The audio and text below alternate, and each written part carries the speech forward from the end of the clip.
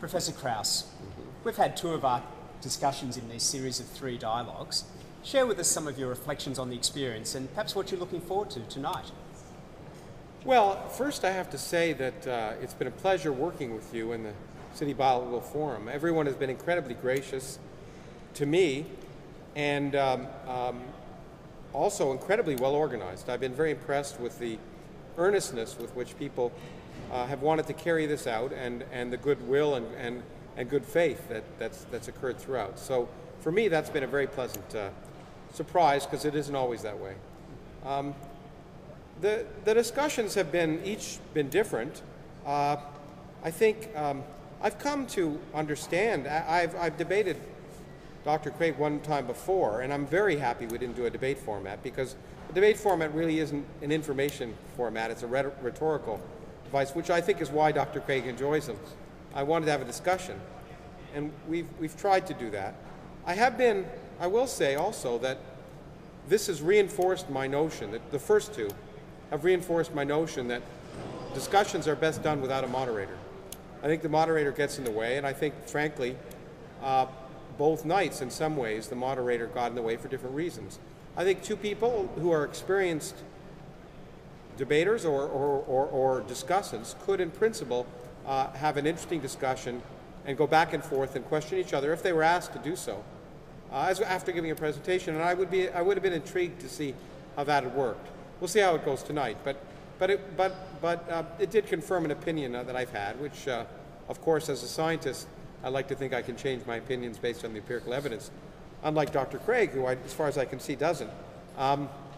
And as far as the discussions are concerned, I've learned a lot about, I think, where Dr. Craig is coming from that I hadn't really appreciated before. The earnestness of his intention to basically, because he believes something, to try and prove that belief to be reasonable in spite of any evidence or reason to the contrary. Often we talk past one another, as I think people expected. But I was very, very surprised at the in my mind, weakness on two fronts: the discussion of justifying the sort of evil in the Bible, which I think was an interesting discussion the first night, and the second night, a set of logic that I simply can't understand, epitomized by the claim that if the universe has an explanation, it must be God, without any justification.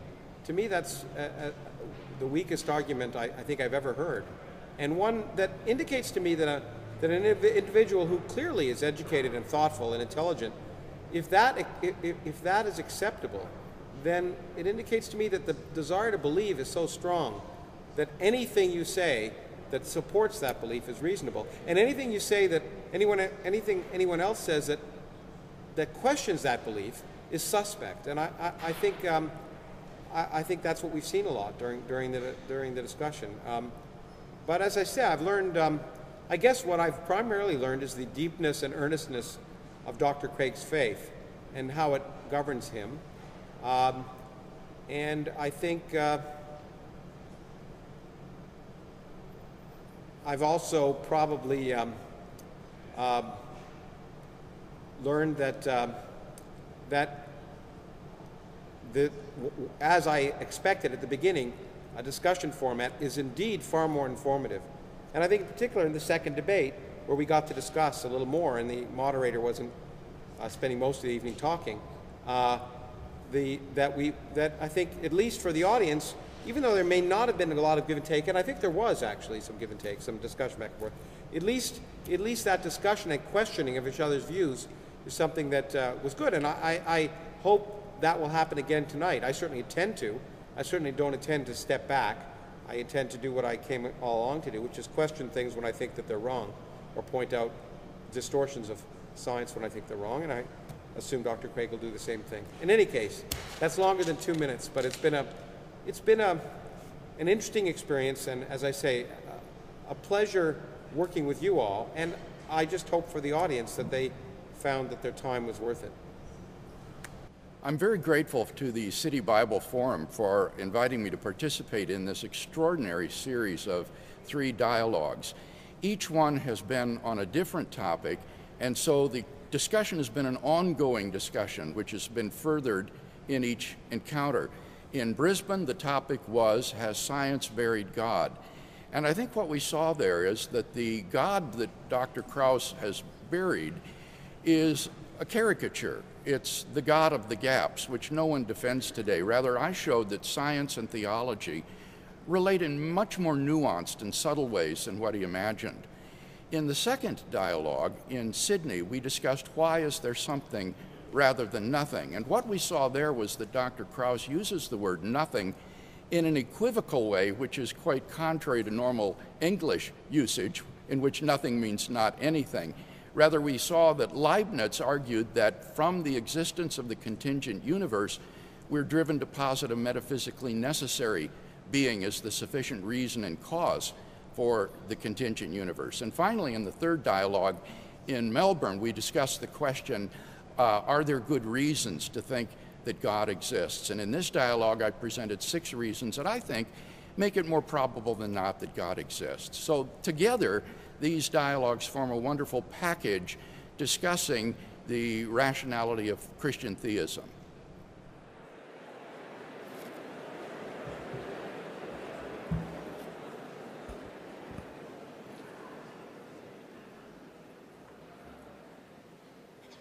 Well, welcome, ladies and gentlemen, and students. That wasn't fair, was it? Welcome, ladies and gentlemen. I'm Glenn Honberg. I direct the City Bible Forum here in Brisbane, the organisation hosting tonight. We've organised tonight because we think the topic of God and science and rationality and truth matter. How do we know? What do we know? These things matter. Perhaps you've thought really hard about these topics and have come to a set position. We hope tonight will unsettle you just a little, because that means that you're actually listening hard and feeling the weight of the other position, sceptical about your own scepticism. Why is it that I think what I think? Perhaps you've never thought much about these topics at all, science and God. We hope tonight will be a great way to get started as we listen to 2 great thinkers who've thought hard about this topic and will push us in how we might respond to this. The City Bible Forum aims to help city workers all around Australia ask the bigger questions in the midst of busy working lives. And tonight, our question is one of the biggest ones. Has science buried God? We are very glad you've come. Thanks to our event partners, National Science Week, Queensland Theological College, AFES, and the Centre for Public Christianity. We're also thankful to the Skeptics Society and the Atheist Meetup groups that have been advertising tonight. We're thankful for depicts as well, who are selling books and DVDs at the end of the evening. To set the national scene, this is the first of 3 events. Tonight, Has Science Buried God? Why is there something rather than nothing on August the 13th in Sydney?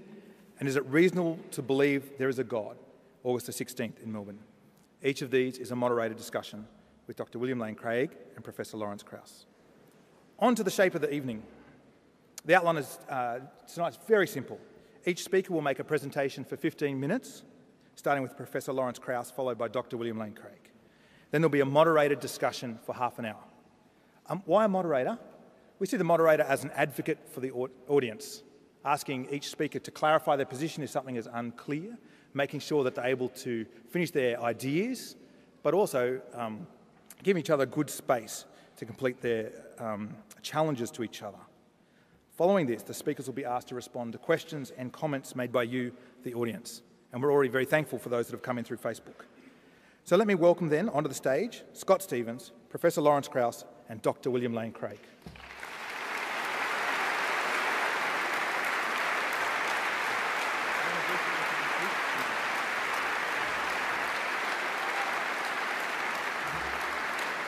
Let me just tell you a little bit about our moderator, Scott. Scott's a regular guest on ABC Radio National Drive, and he's the editor and driving force behind the ABC Religion and Ethics portal. The themes of that portal are religion, power, faith, and atheism. It's an excellent forum for engaging further with tonight's topics. Scott has written extensively on philosophy, theology, ethics, and politics, and he has his own interesting history. His father worked for the CIA, became a pioneer in robotic engineering, and left it all to become a teacher in the Solomons. Scott's mother was a beatnik, a hippie, and a Christian influenced by a rich mystic tradition. Scott is a man who's engaged deeply with many ideas and will help us engage with the issues and ideas raised tonight as our moderator. Over to you, Scott, and welcome. Okay, thank you.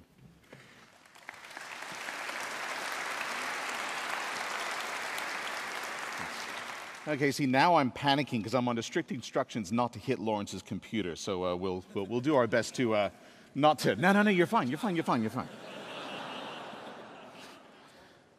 Going to try not to sort of accidentally sabotage anything. Well, good evening. It's wonderful to share this time with you and to share this space with you in this really quite extraordinary building. How many of you have been to City Hall, the new refurbished City Hall? It's kind of something between Hogwarts and a disco, isn't it? I keep sort of... I'm not sure if we're supposed to be looking up and seeing levitating candles or, breaking out our bell bottoms. So anyway, we'll see how we go. Well, thank you so much for being here. It should be a very, very enjoyable, thought-provoking, stimulating evening, to say the least. And it is, of course, especially my pleasure to welcome you here to be in the presence of two very esteemed, eminent public intellectuals. But I think it's the topic that's brought us here tonight that I find so interesting. The topic that's been set for us is, has science buried God? And if you've in any way been, tuned in to public debate, or I suppose if you are alive in any sense, you'd be aware that that has been one of the topics that's been rumbling away like an engine beneath so much of public debate today. I think what's interesting to me, though, is in the very way that we're framing that question, has science buried God? I think there's a fair degree of historical ignorance there. We are presuming in some ways, and I think this is just part and parcel of public debate. I'm not having a go at the people who have organized this. But part and parcel of so much of our public debate is the belief, it seems to me, or the assumption, that science and some form of religious belief have always been at odds with one another, or that they belong as some sort of great rivalry, at least over the last 1,000 years. And yet, in fact, as you go back, beginning, let's say, for instance, in the 11th and 12th century, you find extraordinary collaborations between the two, this remarkable period in European life and history, when the great Jewish philosopher Maimonides, the great Islamic philosopher Averroes, the great Christian philosopher Aquinas, all living at the same time, all learning from one another, all exchanging ideas with one another, and the three of them together with the culture, the spirit of the times, creating a remarkable environment within which scientific thought, mathematical discovery, deep, humane, humanistic learning could take place. We're reminded constantly these days that in the 17th and 18th century, the great scientists were themselves also theologians, political thinkers, philosophers. In other words, this idea, in many ways, that science and religion are the great historical enemies, this is perhaps something that we've taken a bit of a trend, a bit of a chic in our modern times and projected it back through history. And yet, as the great historian of science, Peter Harrison, has noted, those who have magnified more recent controversies about the relationship between science and religion and then project it back in historical time, they're simply perpetuating a historical myth. The myth of a perennial conflict between science and religion is one to which no historian of science would today subscribe.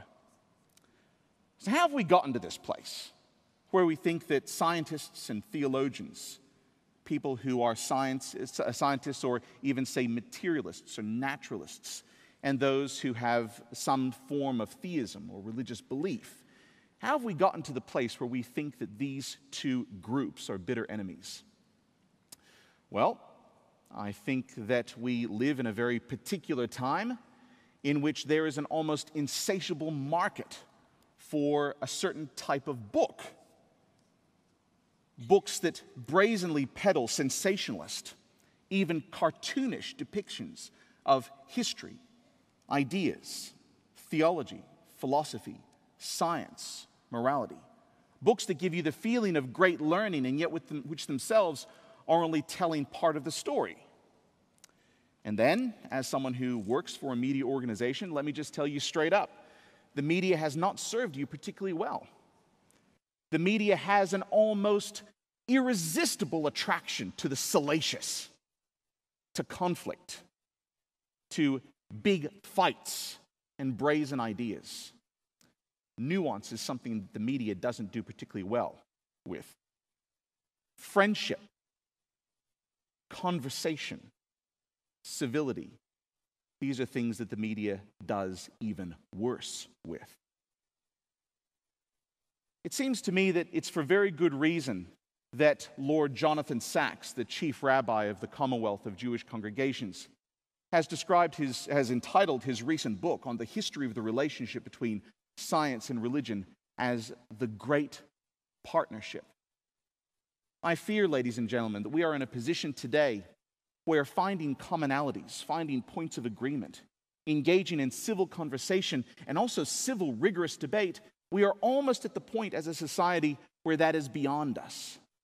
And when you throw this kind of disagreement in the context of this anarchic, incredibly antagonistic space of social media, where we can tune into our own little groups of people that we agree with and tune out to huge, vast fields of understanding, of appreciative exploration.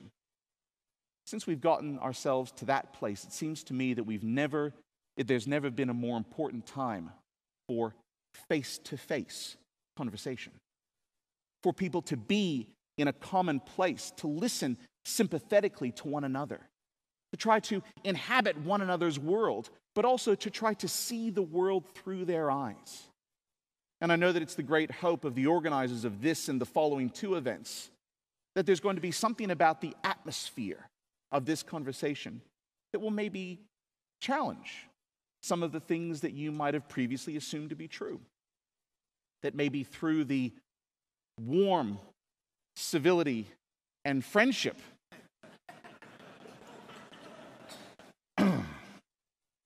that the two speakers tonight are going to consistently display towards one another, that might actually encourage you to think that, well, maybe those two things that I thought were polar opposites aren't after all. Above all, ladies and gentlemen, it seems to me that the whole purpose of being physically present in these debates is to encourage a kind of humility. Before I introduce our two speakers, I just want to conclude with a brief passage from Lord Jonathan Sacks' book, The Great Partnership. What we need today, Lord Sacks writes, are moderates. That is, people who understand that there can be a clash of right and right, not just right and wrong. We need people capable of understanding cognitive pluralism. That is, that there is more than one way of looking at the same world. We need people who can listen to the views not their own without feeling irked and threatened. Above all, Lord Sacks writes, we need people with humility. It gives me great pleasure to introduce our two speakers tonight. You've all seen the program. You know that they'll be coming up to deliver a 15-minute statement or presentation outlining their position, and then it'll move on to the other. Then we'll have the opportunity for some moderated debate between the three of us. You all can listen in if you want to, or that'll be a nice time to go to the toilet or whatever you like. Some great coffee shops just around. Then after that, that'll be the opportunity for you to be able to submit some of your questions, some topics that you would like to put to these two speakers, and then we'll make our way through that towards the end of the evening. So firstly, on my left, I'm sure that has nothing to do with political orientation. On my far left, Far left. and left of the ABC is saying something, isn't it? Good Lord. Lawrence Krauss is a renowned cosmologist and theoretical physicist. He's been hailed by many magazines, including the Scientific American, as being a rare sort of public intellectual. With shoes like that, you know why. He's the author of 9 books, including the international bestseller, The Physics of Star Trek, which pretty much tells you everything you need to know about Lawrence Krauss, doesn't it? In the best way, though. I agree. I hate Star Trek. But his most recent bestseller, which many of us have read with great interest, is A Universe from Nothing, now being translated into 20 languages.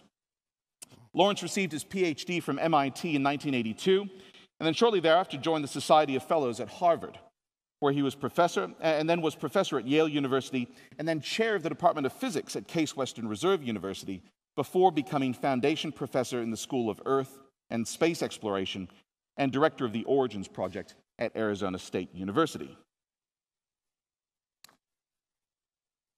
On my not quite so far left, on Lawrence's right, William Lane Craig.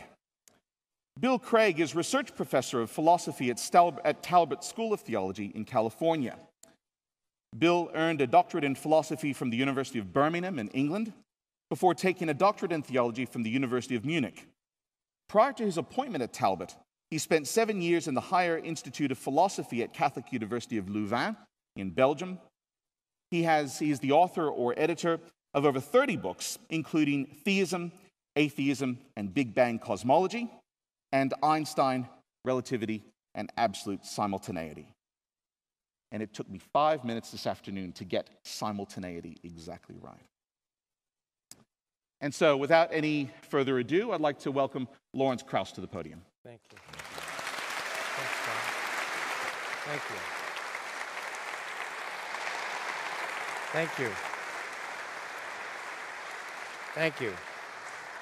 While they're getting my slides up there, I don't know if they work. There are two things I want to do before I start my presentation. One was disagree with you completely. You committed the other journalistic error of saying journalists like to think there's always two sides to every story, but the great thing about science is one side is usually wrong. And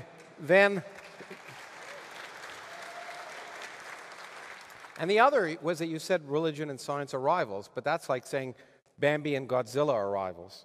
Anyway, but before I go on, I want to actually thank the organizers of this, and thank all of you for coming. I'm overwhelmed that all of you wanted to hear this. But also, the City Bible Forum has been incredibly gracious to me, putting up with a lot of cantankerous behavior in advance and treating me with great respect, and I appreciate it, and which is one of the reasons why I agreed to do these events. And I want to thank Peter and Glenn and all the others here, and Emma, I guess, and everyone else who's been involved, because they are wonderful. I'd really like to give them a round of applause because they've done a great job. And they're also very brave, and I want to thank that. They knew that I was in Australia on Sunday, and I had to go to the United States on Sunday for a meeting on Monday and come back on Monday, and got here today at 2. And the likelihood that would all work out and that I would be awake was minimal. But it has put me in a bad mood, which is useful. Okay, so let me now begin with my official presentation. So I come here not to bury God, but to praise honesty, full disclosure, and skeptical empirical inquiry, which, alas, are burying God. But that's the key thing I want to talk about. And so since I believe in full disclosure, I thought I'd give some full disclosure, which is my biases. What really matters to me is the ethics of science, open questioning, the fact that there are no scientific authorities, that we believe in honesty, transparency, reliance on evidence, peer review, and testability. All of these, I believe, make the world a better place. And they do so specifically by burying myth and superstition and dogma. Honesty and transparency are incredibly important.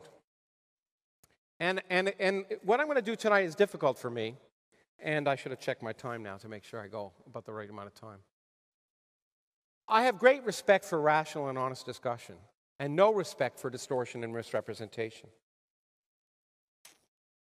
Dr. Craig is a fine gentleman, I'm sure, and a wonderful husband, father, etc., but probably so was George Bush.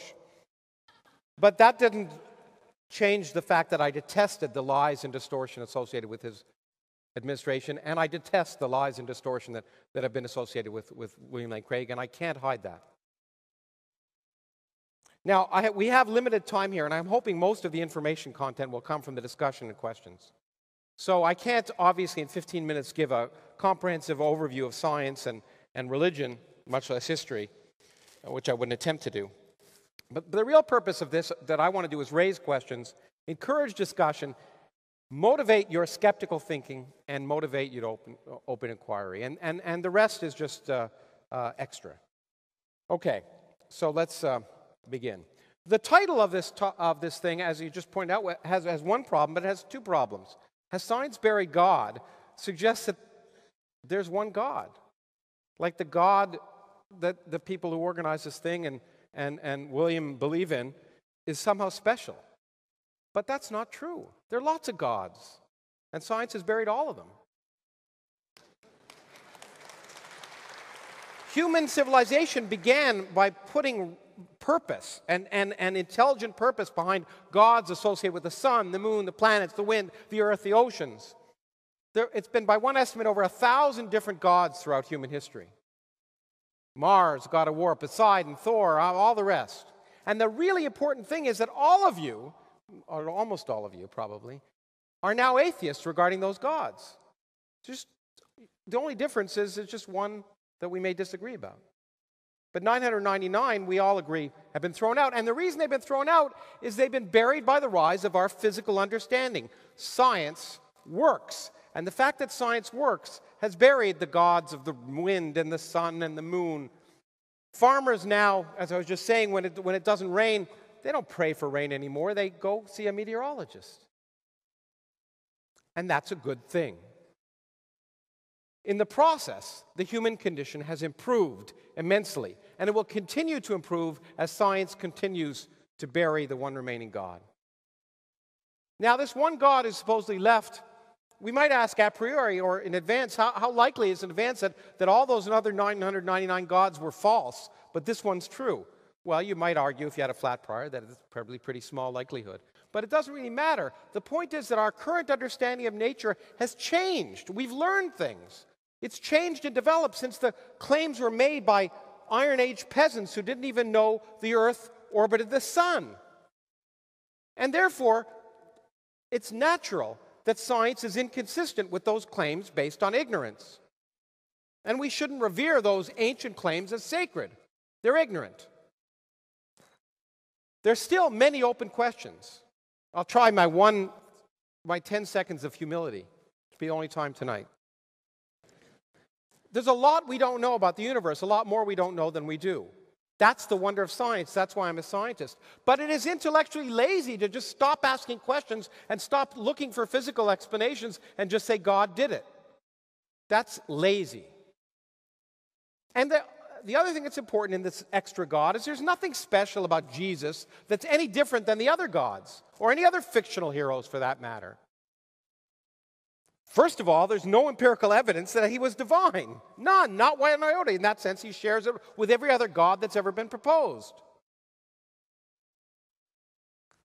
The myths associated with Jesus are associated with all the other myths, and the Bible. The flood myth, the Epic of Gilgamesh, which was written well before the Bible, exactly the same. The hero of the Bible was asked to create an ark and put all the species 2 by 2 on 7 levels.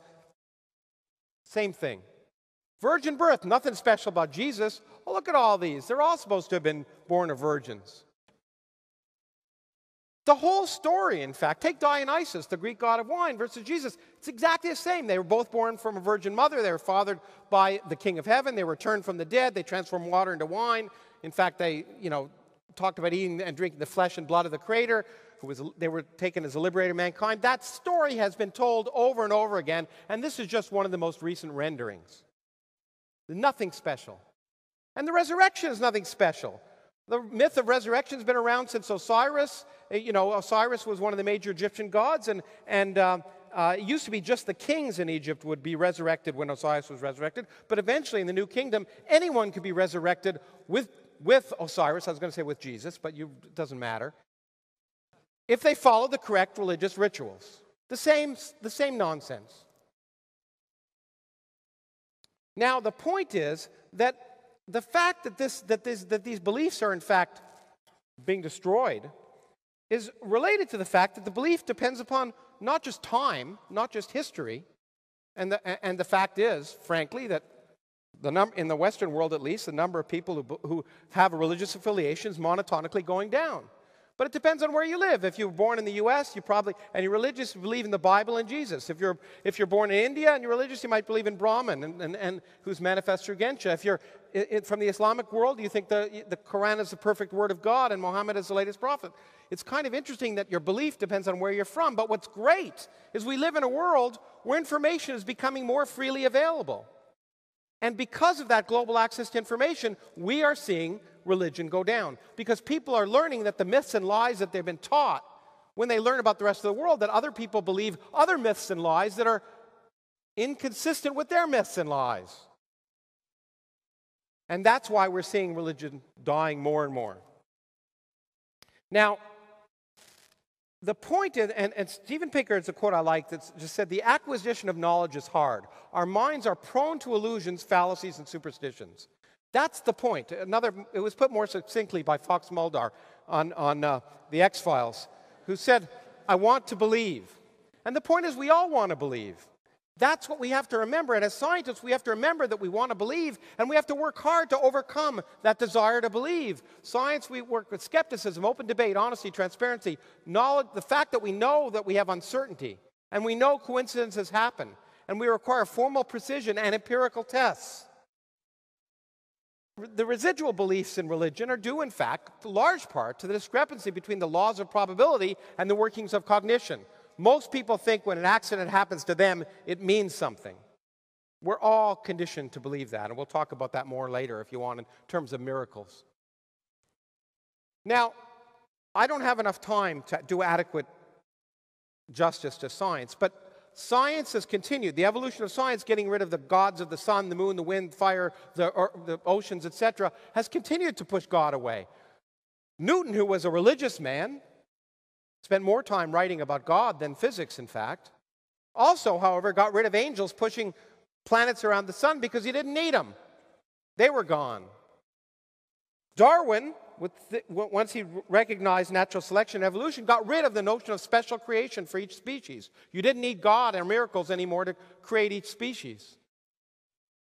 The divine spark that caused life in the first place is not so divine. Everything we now know about biochemistry and the discovery of complex amino acids in space tells us that it's quite likely that the complex organic molecules on which life is based either arose in space or developed on Earth. We don't know the origin of life, as I'll talk about, but it's certainly plausible now that you don't need a divine spark.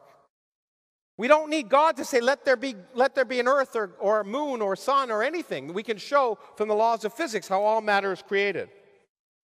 And when it comes to the origin of the universe, we are coming remarkably close to the realization that you don't need any miracle for that either.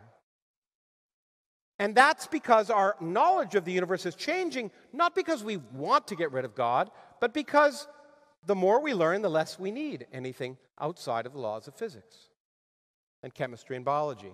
But it's good because science does more than that. It just doesn't just tell us about the world. It makes the world a better place. It gets rid of the vile, awful, immoral works like the Bible.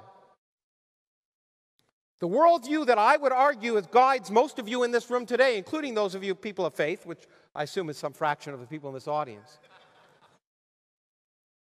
Those spiritual values of any educated person today are largely the worldview given us by science. Your worldview is vastly different than it would have been 4 centuries ago. By stripping ecclesiastical authority of its credibility on factual matters, which we've certainly done, we cast doubt on its claims to certainty in matters of morality, which is great, because we now think that women are equal to men, that we don't hate gays, all of the stupid myths that are permeated by various religions. The facts of science, moreover, force us to take responsibility for the welfare of ourselves, our species, and our planet. And that is what we need to do in the 21st century. Now, Dr. Craig is an apologist, and there's good reason to apologize. One of the first apologists, in the year 208, wrote, this is great, "The Son of God died just because it is absurd, it is to be believed. And he was buried and rose again. It is certain because it is impossible." That's the rationality of an apologist. Apologists often conjure up a veneer of rational justification and evidential support for their God by distorting and misrepresenting results of science and logic, something Dr. Craig does exceptionally well. In doing so, they do a disservice to everyone, including people of faith, which is why I came here, because the people of honest faith should recognize when things are being distorted. St. Augustine once said, if you want to go out and convince the heathen of your God, you better show that you're not lying about the real world. We need to bury God for a bunch of reasons. This is the God we need to bury. In Deuteronomy, he said, kill all men and women. He told the Israelites, kill all the men and women in a conquered city, all the men in a conquered city, and seize the women, children, and livestock as plunder. But in the cities of these people, you should kill absolutely everybody. Now, we live in a world where you can't preach, in the modern world, in the non-fundamentalist world, where you can't preach genocide anymore because we buried God. You can't, and if someone drowns their children in a bathtub because they say God is talking to them, we put them in a mental institution. Now, Dr. Craig loves children. But to go to the lengths of enforcing belief, this is what he says. To justify this. Why take the lives of innocent children? If we believe, as I do, that God's grace is extended to those who die in infancy or as small children, the death of these children was actually their salvation. Therefore, God does these children no wrong in taking their lives. It gets worse. He went on, said, who does God wrong in commanding the destruction of the Canaanites? Not the Canaanite adults, for they were corrupt and deserving of judgment. They deserve to die. Not the kids, because they inherit eternal life. Who are the really people that we should suffer for? The poor soldiers who had to kill them. If that isn't obscene enough, Dr. Craig then, a third time, went back and thought about this and said, you know what, I've come to appreciate as a result of a closer reading of the biblical text that God's command to Israel was not primarily to exterminate the Canaanites, but to drive them out of the land. If they just left, no one had been killed at all. Only those who remained were to be utterly exterminated. Oh, that's great. That obscenity is the reason that my friend and colleague Richard Dawkins will not appear on stage with this man. Now, the key thing that I want to emphasize, that will go on in the discussion that's going to happen, because I've been in a debate with Dr. Craig, is a misrepresentation about use of science to justify belief. Now, some apologists are better than others. Here's one who's kind of not so good at it. You know, one of the age-old questions of science is what keeps the nucleus together. Remember, the nucleus consists of a bundle of protons and neutrons. Now, protons have a positive charge. What do positive charges do? They repel each other.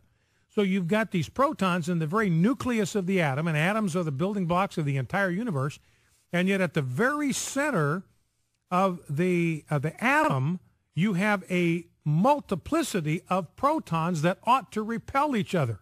They ought to be driven apart. There ought to be no way you can keep them together. And scientists have pondered since they first understood the makeup of the atom, what is it that holds the nucleus of the atom together? How does that thing stay together? What holds it together?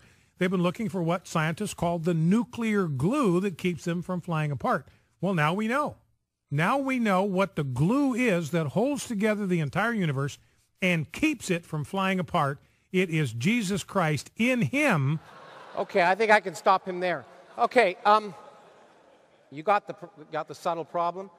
Now, the point is, if you don't know anything about nuclear physics, you might even say that's a big mystery that scientists don't know anything about. But we understand exactly what holds a neutron and proton together, the strong force. A Nobel Prize was given for it. Calculations can be done. But if your audience is scientifically ignorant, you can make it appear as if you're scientific. Now, Dr. Craig is much more refined and intelligent than that man, I can say, having spent time with him. But that doesn't mean he doesn't use the same techniques. When you can't check his facts, or he doesn't think you know them, he will lie. And here's an example that comes close to home. There's a movie that just came out about Richard Dawkins and me called The Unbelievers. I was amazed to discover Dr. Craig did not one, not two, but 3 podcasts on the movie and wrote a review. The movie hasn't been distributed yet. So I was amazed that he'd seen it. When at first I thought, well, maybe he stole the movie and then he was a thief. Or maybe he just lied about seeing the movie, in which case he's a liar. Maybe he's a thief and a liar. Well, the remarkable thing is you can't see the movie, so you can't see what's wrong. But let me play these 2 clips. For example, there's a very, I think, uncharitable exchange between Dawkins and Cardinal Pell concerning evolutionary theory, where Dawkins clearly tries to set Pell up to embarrass him. He says to him, "Do you believe that human beings are evolved from apes?" And Pell answers, "Probably so." And then Dawkins says, "Do you believe then that human beings are evolved from Neanderthals?" And Pell says, "Probably so." And then Dawkins springs the trap. Well, that shows you don't understand evolutionary theory, because Neanderthals are not ancestors of human beings, of Homo sapiens. They are our cousins, not our ancestors, attempting to show Pell's ignorance of evolutionary theory. So this was clearly an attempt by Dawkins to simply set up and embarrass an opponent in an unfair way. George Pell, do you accept that humans evolved from apes? Yeah, probably. From Neanderthals, yes. Bill, another point is Krauss's statement about Darwin. Krauss said that Darwin showed the origin of life is not a miracle. Isn't that a remarkable statement? Darwin showed that the origin of life is not a miracle. Darwin had nothing to say about the origin of life. So this is just a scientific error on Krauss's part in this film.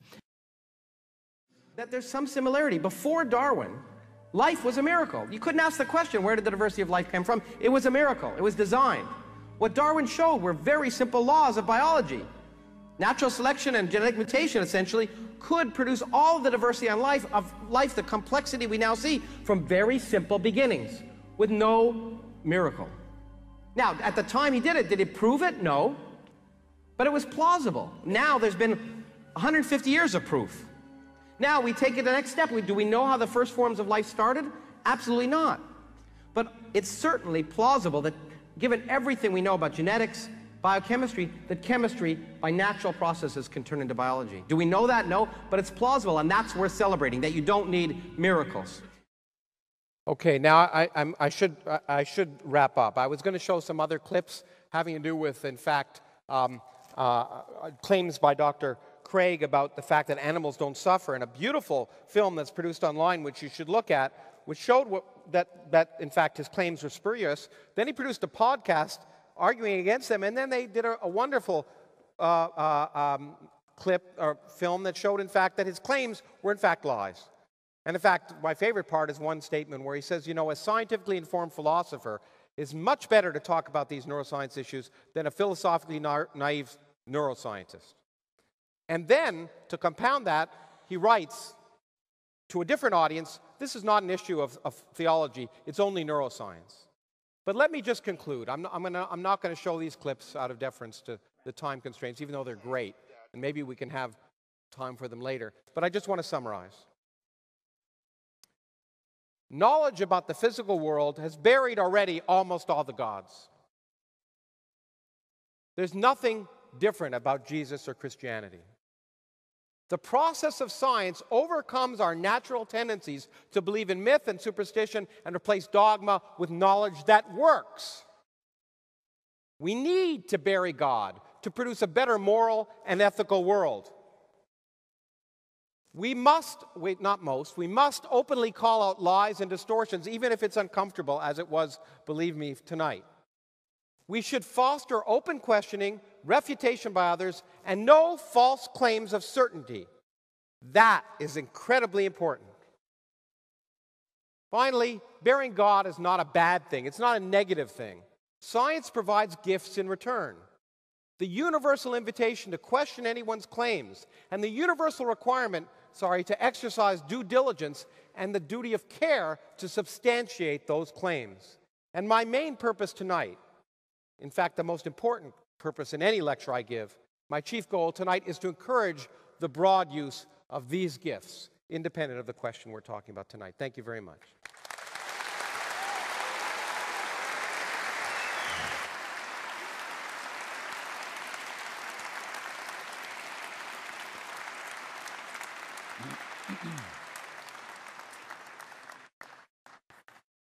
Thank you, Professor Krauss. I'd like to now invite Dr.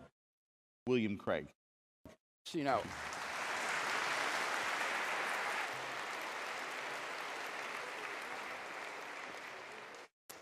thank you very much. Well, it's a delight to be here. I want to thank the City Bible Forum for inviting me to participate in this important dialogue. And I want to thank Professor Krauss for making it so interesting. Thank you as well to you for all coming tonight to discuss these important issues with us. On April 8, 1966, the American newsweekly Time carried a remarkable cover story, "Is God Dead?" And the story described the movement among American theologians at that time to proclaim the death of God. However, to paraphrase Mark Twain, it seems that the rumors of God's death were greatly exaggerated. For at the same time that the theologians were writing God's obituary, a new generation of young philosophers and scientists was rediscovering his vitality. Just a few years after its famous Death of God issue, Time carried a similar cover story, only this time the question read, "Is God coming back to life?" And that's how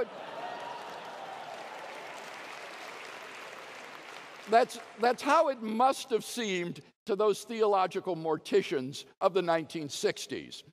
During the 70s and 80s, interest in the intersection of philosophy, science, and theology continued to grow. In 1991, at a conference on the history and philosophy of thermodynamics, the eminent British physicist P.T. Landsberg began with these words: "To talk about the implications of science for theology at a scientific meeting seems to break a taboo. But those who think so are out of date. During the last 15 years, this taboo has been removed. And in talking about the interaction of science and theology, I am actually moving with a tide which is threatening to wash us away in a flood of publications." Over the last quarter century and on into the 21st, a flourishing dialogue between science and theology has been going on in Europe and North America. Numerous societies for promoting this dialogue, like the European Society for the Study of Science and Theology, the Science and Religion Forum, the Center for Theology and Natural Science, and so forth, have sprung up. Not only are there professional journals devoted to the dialogue between science and theology, such as Zygon and Perspectives on Science and Christian Faith, but more significantly, secular journals like Nature and the British Journal for the Philosophy of Science also carry articles on the mutual implications of science and theology. God has even found his way into the pages of astrophysics and space science. The dialogue between science and theology has become so significant in our day that both Cambridge University and Oxford University have established chairs in science and theology. I share all this to illustrate a point. Folks who think that science has somehow buried God are simply out of date and out of touch. Science and theology have discovered that they have important mutual interests and important contributions to make to each other. And those who don't like it can choose not to participate in the dialogue, but that's not going to shut down the dialogue or show it to be meaningless. Now, when Dr. Krauss says that science has buried God, he does not mean that science has shown that God does not exist. Rather, he means that God is unnecessary. But unnecessary for what? God is necessary for forgiveness of sins, for salvation, for eternal life. Rather, what Dr. Krauss means is that God is unnecessary for doing science. But in so saying, he is criticizing a very naive concept of God known as the God of the gaps, where God is used to plug up the gaps in scientific knowledge. No one on the contemporary dialogue is advocating a God of the gaps. Dr. Krauss is attacking a straw man. The relationship between science and theology is much more nuanced than a naive God of the gaps. I can think of at least 6 ways in which science and theology are relevant to each other. I have time to talk about only 3. 1, theology furnishes the conceptual framework in which science can flourish. Science is not something that is natural to mankind. As Lauren Isley has emphasized, science is an invented cultural institution which requires a unique soil in which to flourish. Modern science did not arise in the Orient or in Africa, but in Western civilization. Why is this so? It is due to the unique contribution of the Christian faith to Western culture. As Isley states, it is the Christian world which finally gave birth in a clear, articulate fashion to the experimental method of science itself. In contrast to Eastern religions and animistic religions, Christianity does not view the world as divine or as indwelt by spirits, but rather as the natural product of a transcendent creator who designed and brought it into being. Thus, the world is a rational place which is open to exploration and discovery. The whole scientific enterprise is based on certain assumptions which cannot be proved scientifically, but which are part and parcel of a Christian worldview. For example, the laws of logic, the orderly structure of the physical world, the viability or reliability of our cognitive faculties in knowing the world, the validity of inductive reasoning, and the objectivity of the moral values used in science. I want to emphasize that science could not even exist without these assumptions, and yet these assumptions cannot be proved scientifically. They are philosophical assumptions, which are, interestingly, part and parcel of a Christian worldview. Thus, theology is relevant to science in that it can furnish a conceptual framework in which science can exist. More than that, the Christian religion historically did furnish the conceptual framework in which modern science was born and nurtured. 2, science can verify as well as falsify theological claims. When religions make claims about the natural world, they intersect the domain of science and are, in effect, making predictions, which scientific investigation can either verify or falsify. Let me give some examples of each. First, examples of falsification. Some examples are obvious. The views of ancient Greek and Indian religions that the world rested on the shoulders of Atlas or the back of a great turtle were easily falsified. But more subtle examples are available too. Take the claim of many Eastern religions like Hinduism and Taoism that the world is divine and therefore eternal. The discovery during the 20th century of the expansion of the universe reveals that far from being eternal, the universe came into existence at a point in the finite past before which literally nothing existed. Stephen Hawking writes, "Almost everyone now believes that the universe and time itself had a beginning at the Big Bang. But if the universe came into being at the Big Bang, then it is temporally finite and contingent in its existence, and therefore neither eternal nor divine as pantheistic religions had claimed." On the other hand, science can also verify religious claims. Let me give 2 examples.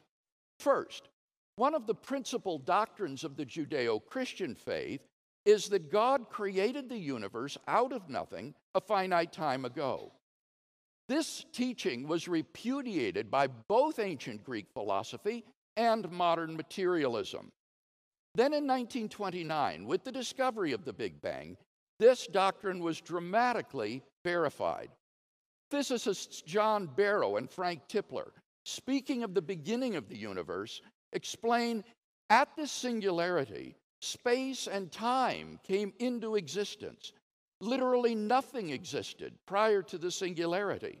So if the universe originated at such a singularity, we would truly have a creation ex nihilo. This is not only the case for the standard Big Bang model, but for other models as well. In 2003, Arvind Borde, Alan Guth, and Alexander Vilenkin were able to prove that any universe which is on average in a state of cosmic expansion throughout its history cannot be infinite in the past, but must have a past space-time boundary. Even if our universe is but a tiny part of a greater so-called multiverse composed of many universes, their theorem requires that the multiverse itself must have an absolute beginning. Last year, at a conference in Cambridge celebrating the 70th birthday of Stephen Hawking, Vilenkin delivered a paper entitled, "Did the Universe Have a Beginning?" which surveyed current cosmology with respect to that question. He argued that none of these scenarios can actually be past eternal. He concluded, all the evidence we have says that the universe had a beginning. A second scientific verification of a religious claim is the belief of the great monotheistic faiths that the world is the product of intelligent design. Scientists originally thought that whatever the initial conditions of the universe were, eventually the universe would evolve complex life forms. But during the last 50 years or so, scientists have been stunned by the discovery of how complex and delicate a balance of initial conditions must be given in the Big Bang in order for the universe to permit the origin and evolution of intelligent, interactive life. In various fields, discoveries have repeatedly disclosed that the existence of intelligent life depends upon an incomprehensibly delicate balance of physical quantities and physical constants, such that if any one of these were to be altered by less than a hair's breadth, the life-permitting balance would be destroyed and life would not exist. In fact, the universe appears to have been fine-tuned from the moment of its inception for the production of intelligent life. Given the incomprehensible improbability of the initial conditions necessary for our existence, it is plausible that these are not the result of chance, but of design. Thus, science can falsify or verify claims of theology. 3, science encounters metaphysical problems, which theology can help to solve. Science has an insatiable thirst for explanation, but eventually science reaches the limits of its explanatory ability. For example, in explaining why various things in the universe exist, science ultimately confronts the question of why the universe itself exists. Now notice that this need not be a question about the temporal origin of the universe. Even if the universe is beginningless and endless, we may still ask why there is a universe at all. As the naturalist philosopher Derek Parfit says, no question is more sublime than why there is a universe, why there is anything rather than nothing. Here, theology can help. Traditional theists conceive of God as a necessary being whose non-existence is impossible, who is the creator of the contingent world of space and time. Thus, the person who believes in God has the resources to slake science's thirst for ultimate explanation. We can present this reasoning in the form of a simple argument. 1. Every existing thing has an explanation of its existence, either in the necessity of its own nature or in an external cause. 2. If the universe has an explanation of its existence, that explanation is God. 3. The universe is an existing thing. What follows from these three premises? 4. Therefore, the explanation of the existence of the universe is God. In summary, then, we've seen three different ways in which science and theology are relevant to each other. Theology furnishes the conceptual framework in which science can flourish. Science can verify, as well as falsify, theological claims. And third, science encounters metaphysical problems which theology can help to solve. There are other ways in which science and theology are related as well, but time does not permit a discussion of those now. These are but some of the ways in which science and theology are mutually relevant. And that is why, after all, there is such a flourishing dialogue going on between these two disciplines today. Yeah, thank you.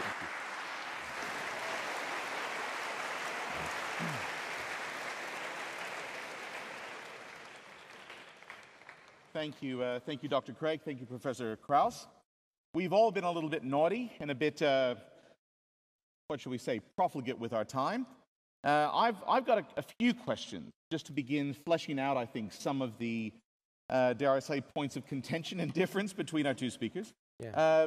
I just want to keep those to a couple questions, though, and then I want to spend as much time as we can handing it over to the questions that you yourself have submitted. I do have a nice big list of questions so far that you've sent.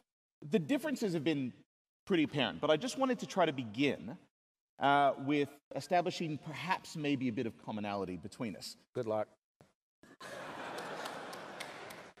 The great naturalist E.O. Wilson of sociobiology fame wrote this: "Science and religion are the two most powerful forces in the world today. If religion and science could be united on the common ground of biological conservation, the problem itself would be solved." The question I wanted to put to the two of you, I suppose, suspending for just a moment epistemological disagreement, suspending for a moment, say, philosophical or even metaphysical disagreement, given the fact that science and religion have a kind of peerless role in the world today as something that can bind, something that compel, something that can persuade and change minds, I'm very interested to know, is there any common cause today that you think science and religion can form an alliance in serving? Or is there some common enemy today that you think science and religion, apart from our obvious differences, can form a united front against? Dr. Craig, you've been speaking. I might give you a break for just one moment to sort of grab a drink if you want to. Professor Krauss, would you like to? Well, the first problem with what you said is you treat science as if it's a thing. It's not a thing. It's a process. It's a process of thinking about how the world works and how to falsify things, tell nonsense from sense. And that is antithetical to religion. So it's not as if you got Russia and the United States coming together to do whatever the hell they do. And so to argue, it is true that there are two different ways of approaching the world. And so it is true, there are evangelicals in the United States who argue, who've reversed the old argument that the earth is given to us and our domain and God will take care of it no matter what we do, and we should instead, conserve and do all that stuff. So that they can come to statements which agree with statements that arise from empirical evidence and rational thought, but monkeys on a typewriter over 1 million years would do the same thing. Okay. I'm sure that was an answer to some question, but I'm just not No, completely because sure you it was didn't. mine. I think the question you ask misrepresents what science is. Science is not a thing. And then it's probably the biggest misunderstanding of science. And that's what I come here to these things to try and talk about science, the process of science, because I think it's an important process that makes the world a better place. Otherwise, I wouldn't waste my time. And the process of science is just different than the process of religion. And the process of science works. It's changed the world for the better. I'm going to come back to you and call your bluff on that in a second. Dr. Craig. Sure. You said waive the epistemological caricatures that Lawrence Krauss has just provided of the differences between science and religion. So I'll do that and try to answer your question. I would think environmentalism would be one area where science and religion could really cooperate because those of us who believe that God has created the world and given us stewardship of the earth have a creation ethic to follow that involves the preservation of the natural world, care for the oceans, for the atmosphere, and so forth. And this kind of environmental ethic could mesh very nicely with scientific efforts that are concerned about pollution, climate change, things of that sort. I would also think that the avoidance of thermonuclear war and the arms race is something that would be another area where science and religion would obviously cooperate. We've seen the horror of what that is like, and we, I think, again, would have common ground in providing ethical controls upon the use of science with regard to weapons of mass destruction. So science is itself ethically neutral. It doesn't have a method for determining right and wrong, good and evil. And so we need to have, I think, ethical constraints for the use of science, and certainly warfare would be one of these. So let me just jump in, because, you know, you talk about it as if religion could, let's take thermonuclear war. Religion could certainly come together with science and abhor nuclear war, but it's not religion. There's nothing in the text. It's rational thinking. It's concern about how things work. There's nothing divine about saying that destroying humanity is a bad thing. So people of faith can come together with people of no faith to work towards a common good. But it's let me finish. It's rational thought that's very important. And in fact, I would argue that if it was those Canaanites and they had a nuclear weapon, you would have been really happy about dropping one on them. Okay. I'm gonna wait on the Canaanite quip, because I think that was probably a cheap shot. Wait. Cheap shot. I need to say something here. You're simply incorrect when you think that science has inherent ethical guidelines Honesty, within it. Science, full disclosure, transparency. As you've said many times, science describes how the world is. It doesn't tell how the world ought to be. Yes, I'm sorry. In order to have that moral ought, it tells you if you you're have to have something that is extra scientific. You'll come to results which are in disagreement with empirical evidence, and you'll make bad policy. That is ethics. Okay, Lawrence, one of the standing rules within the history of philosophy, especially over the last 300 years, has been that an is does not necessitate an ought. Yeah, that you can't. I understand that you might not agree, but you did make a very, very strong claim before in the course of your presentation that there is, in fact, a morality that is founded on science itself. Dr. Craig has said that science, that's actually part of the limits of science. You obviously disagree with that. I wonder if you could begin making, if you like, not so much the moral case for science, but why science has a morality inherent to it. I would say morality is impossible without science. That's the point. Because, and religion is an example, as I say, I can't think of a more immoral document than the Old Testament. But the point is, if you don't know the consequences of your actions, then you can't even decide what's right and wrong. And so so we have seen people's morality, if you want to call it morality, change. Slavery might have been okay because you might have believed that certain groups were inferior or not human. Science has told us that's wrong. You might have believed, as almost all religions do, that women are chattel. Science has told us that's wrong. You might have believed that homosexuality is evil. But science has told us that all mammalian species have homosexuality. There's nothing unnatural or evil about it. So to have a morality without science is empty.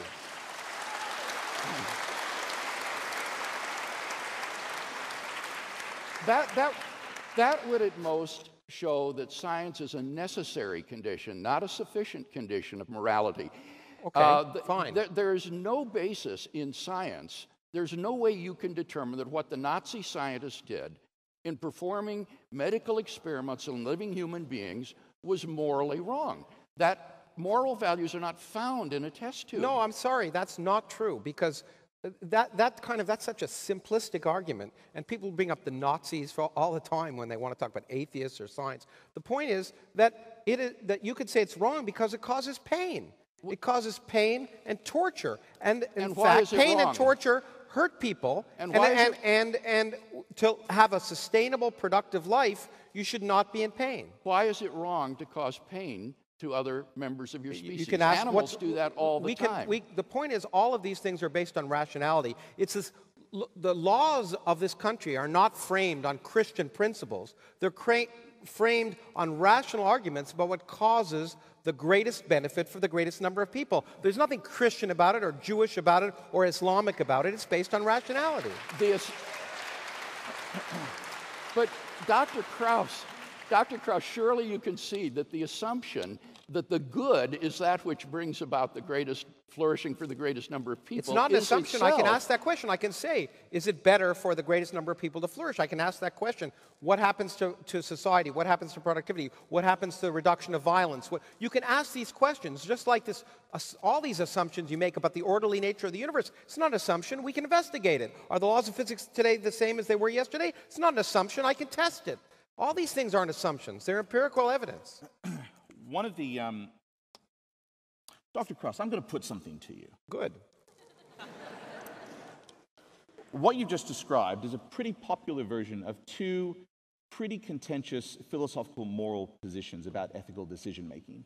One is called consequentialism, and the other is called utilitarianism. Yeah, I've heard those labels. Yeah. Oh, I'm glad you've heard those labels. Okay. We had a meeting at my institute on science and morality, and so I got to learn about those labels. Both are highly contentious. I'm speaking in terms of the history of moral debate and philosophical inquiry. Both are highly contentious. I'm wondering if you're not trading a little bit on the philosophical and moral ignorance of your usual audiences by throwing out things like that as if they are non-contentious, simply rational given topics. Well, look, the point is,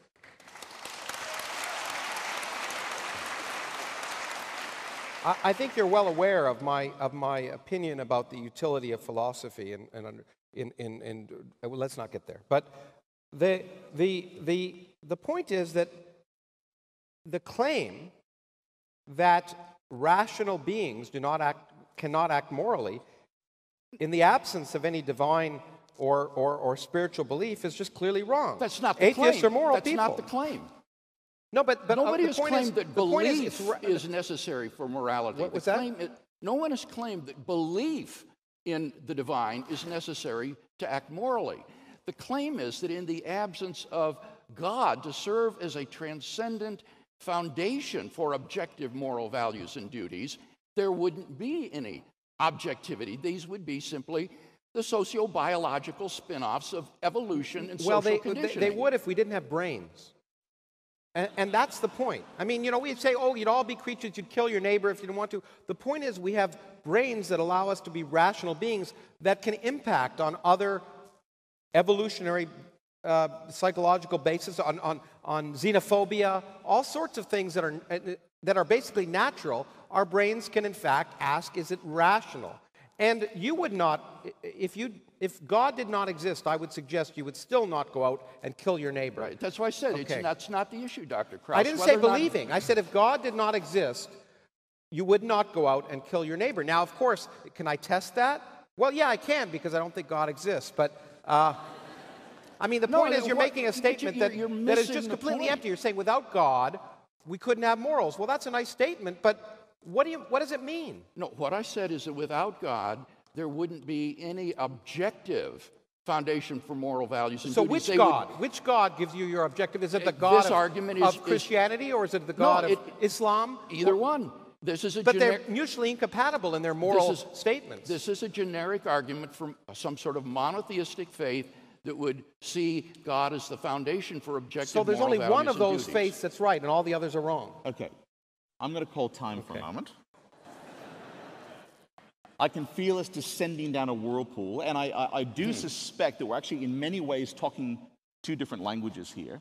Well, I think we just disagree. Simply in the sense that it's been apparent to me for some time that philosophy and science might have actually lost touch with the ability in some ways of speaking to one another. Perhaps both because both attempt to be kind of totalizing discourses, but that's another point.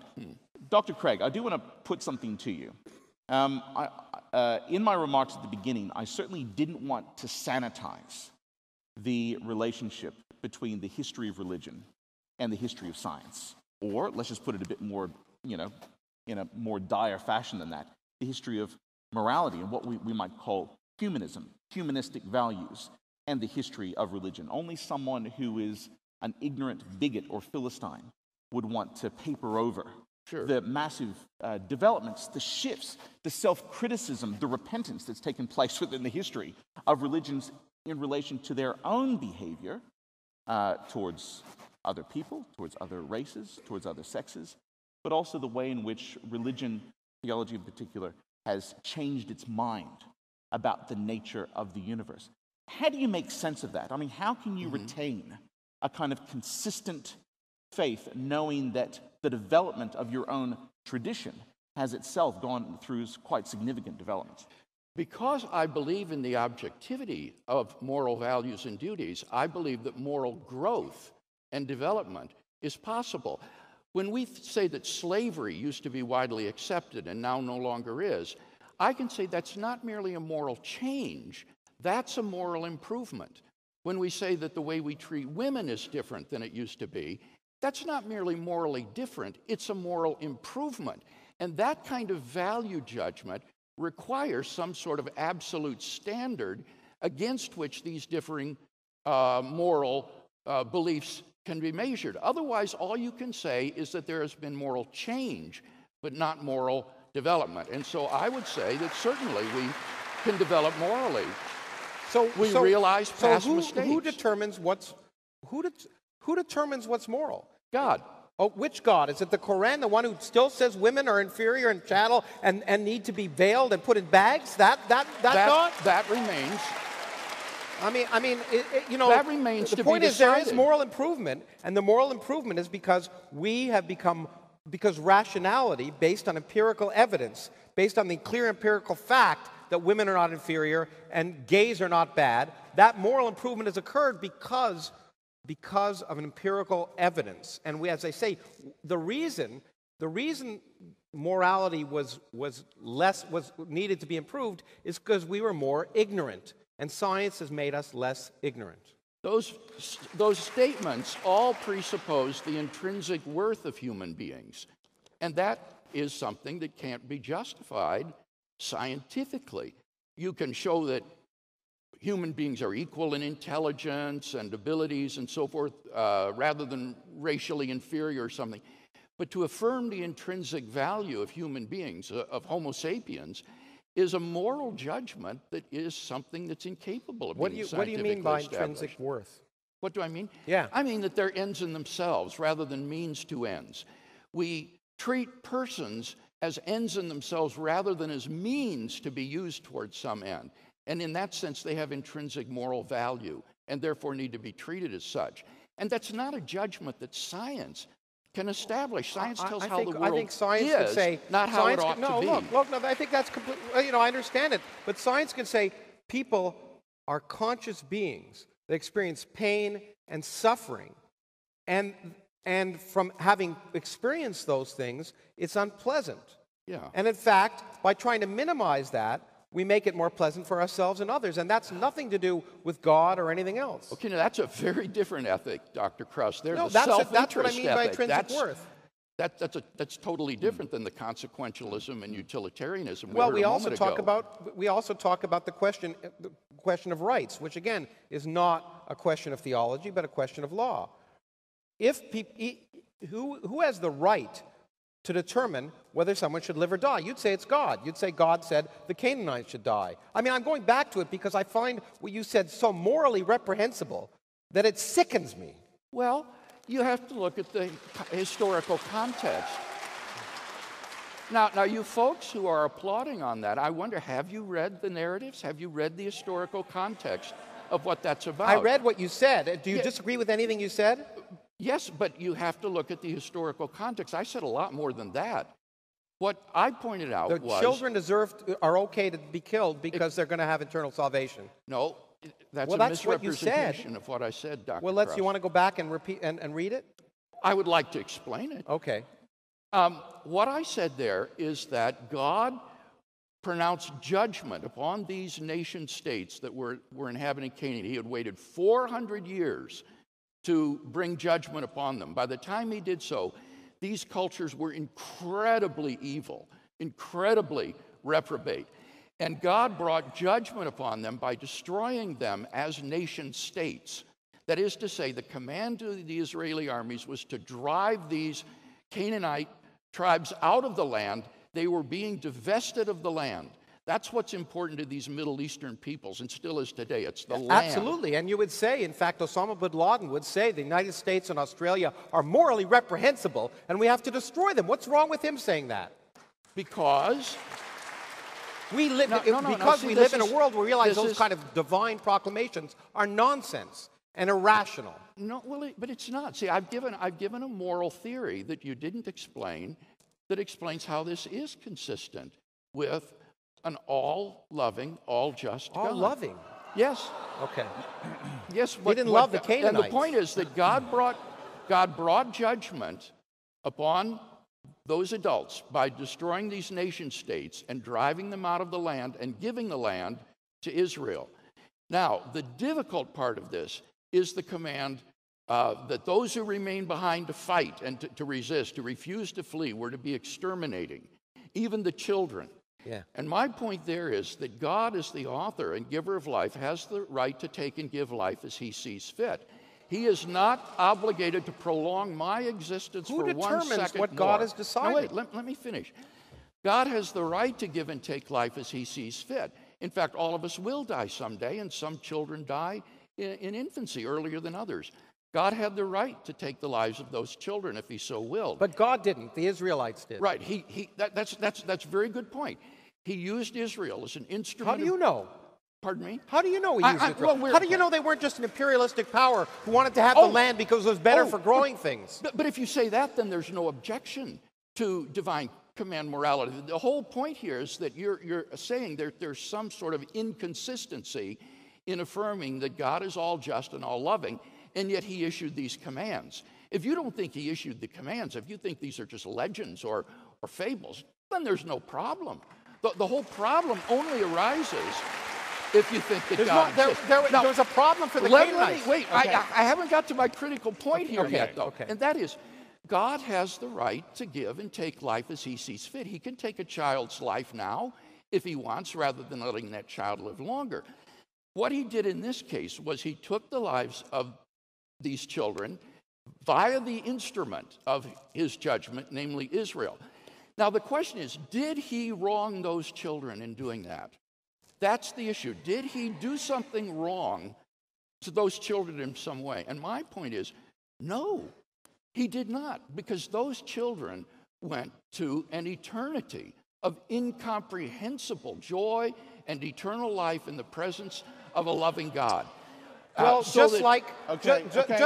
sorry. I mean, one last thing. No just wrong. like the people in the World Trade Center went to heaven. Turn off the microphone. Okay, sorry. Don't you think? Okay. Sorry. I've given you both very, very long leashes. Yes. I do fear that we might have strayed just a wee bit from our topic this evening, which is Has Science Buried God? Right. Just the slightest bit. And I really do want to turn it over to you fine folks for some of your questions.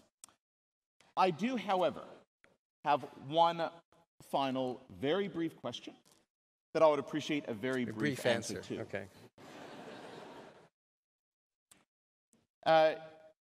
historically, Christianity, Islam, and Judaism, all three have renounced the moral principles of utilitarianism, the greatest good for the greatest number, or consequentialism. You judge the worth of the rightness of things by the results that they produce, on a very, very, very simple basis, which is that ultimately, divine justice, divine goodness is best measured not by the care that we give to the most, but by the care that we give to the most vulnerable. And this was the motivation, for instance, in the earliest history, and it does concern me a little bit that we're oftentimes speaking about religion and morality as if they are sort of static concepts, not taking adequate account, I think, of the relationship between, say, the Old Testament and early Christianity, not taking into account the moral development that took place in the first millennium, in particular, of Christianity and the same time within Judaism. But it was that motivation, the care for the least, the most vulnerable, including the children, the widows, the leprous, the dying. It was that motivated some of the great social and political reforms at the hands of Christians and bishops. So I'd like to put to both of you that moral principle. A society cannot have open season on the most needy, on those that consume an inordinate amount of society's goods. How does that moral principle stand with the two of you? I'm going to let Professor Krauss go first and then Dr. Craig. You want a brief answer to that question? I'm sure one thing Dr. Craig and I would agree on is it's a complex question and it requires a complex answer, but I'll try. Point is that I see the evolution of society through the Enlightenment as leading to that goal. I see no evidence of that in religion or religious practice. It may be true in some religious teachings, not all, but I certainly see no evidence of it. And in fact, I generally see quite the opposite. I generally see that children and women are abused by religion in different ways, in different religions. And I, in fact, take someone who the Catholic Church, I think, I don't know if they've sanctified her already, that awful woman, Mother Teresa. Okay?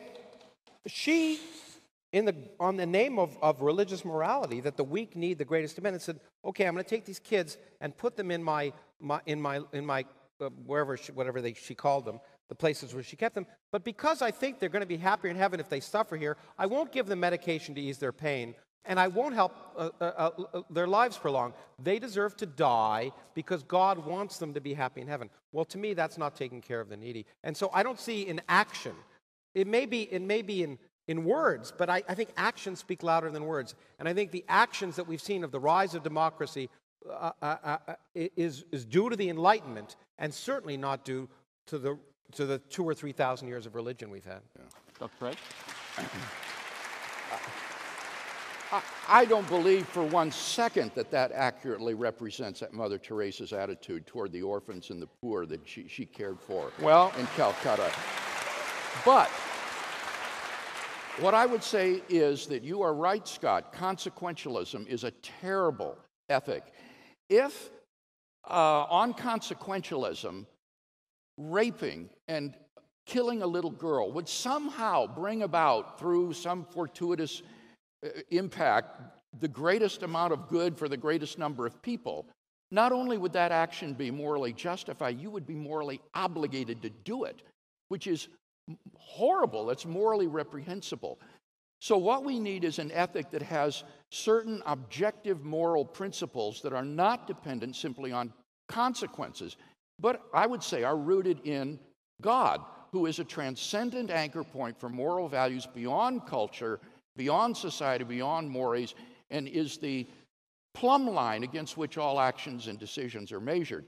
And part of that ethic, in the Christian faith at least, will, as you say, be concerned for the least among us.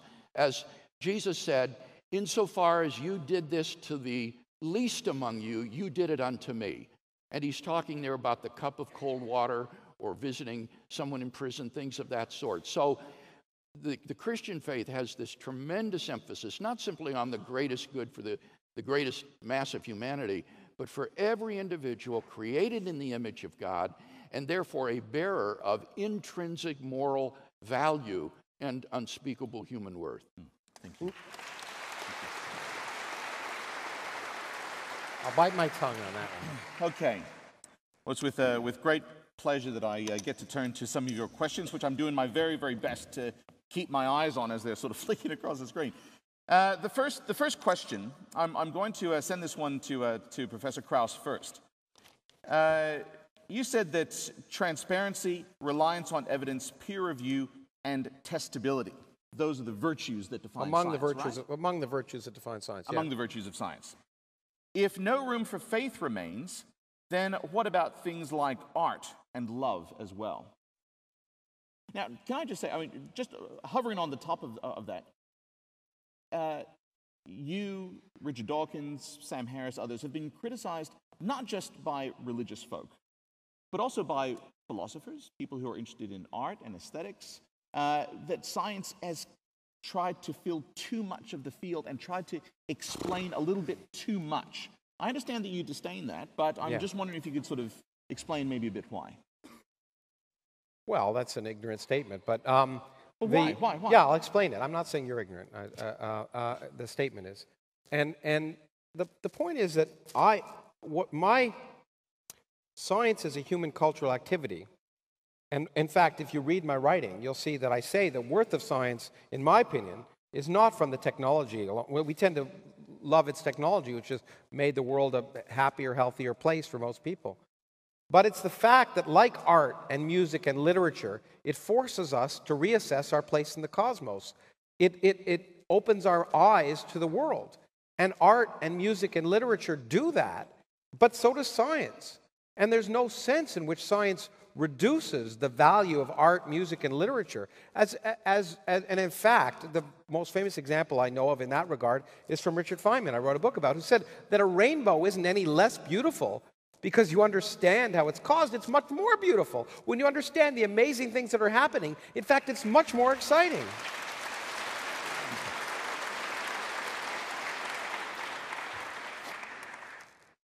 Professor Craig, there's a question here about essentially how can you be so sure about the will of God? You're speaking quite forthrightly, especially about the question of Canaanite children. That's what this question is pivoting to. How can you be so sure about the will of God? And again, if I can just sort of throw something that seems to be hovering above this question, this is also touching upon a very deep theological debate.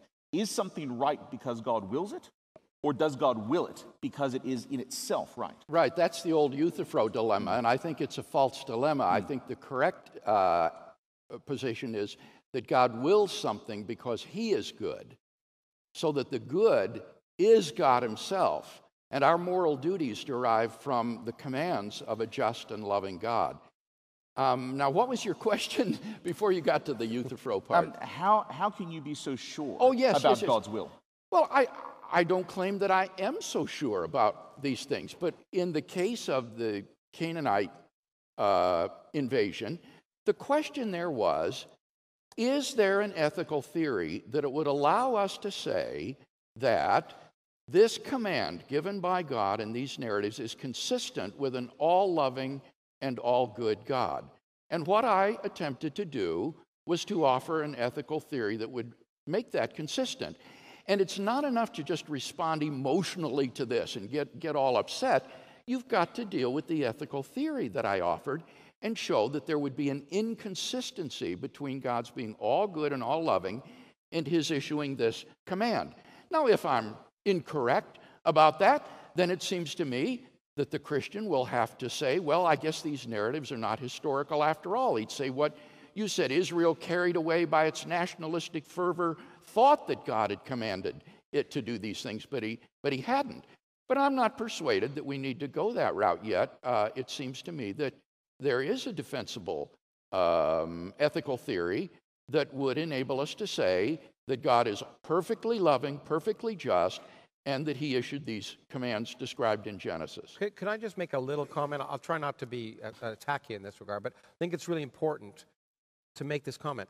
I think what you said is correct. You found a way to find an ethical theory that makes those two apparently inconsistent things consistent. Okay? Yeah, right. And I've had a lot of discussions on stage and off stage with various theologians whose job is to do just that, to find ways to resolve apparent inconsistencies, to find ethical solutions that validate their belief. But that is what's wrong. Because the point of science and the reason it works is you don't just try and prove something you like to be true, you also try and prove it to be false.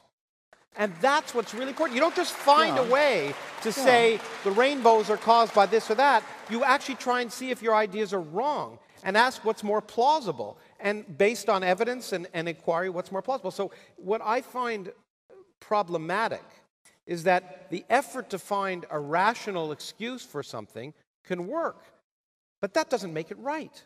Well, I think it's the same method that science uses, and you know this. Many times, a scientific theory will confront recalcitrant evidence, or there'll be shown some inconsistency, and the scientist doesn't just throw out his theory. He'll adjust certain auxiliary hypotheses in order to try to maintain consistency, and then he'll retest it again. But the great thing is that he can also say, you know what, I was completely wrong. He could. And that doesn't happen in religion. If he can't find a solution. But you know the scientist, like the theologian, will not simply abandon his view when it confronts a difficulty or apparent inconsistency. He'll try to develop a consistent theory and account that would make sense of all the data. No, it's not just that. He'll try and make predictions that work about experiments that have not yet been performed. If science were, the difference between science and religion is science isn't just a story.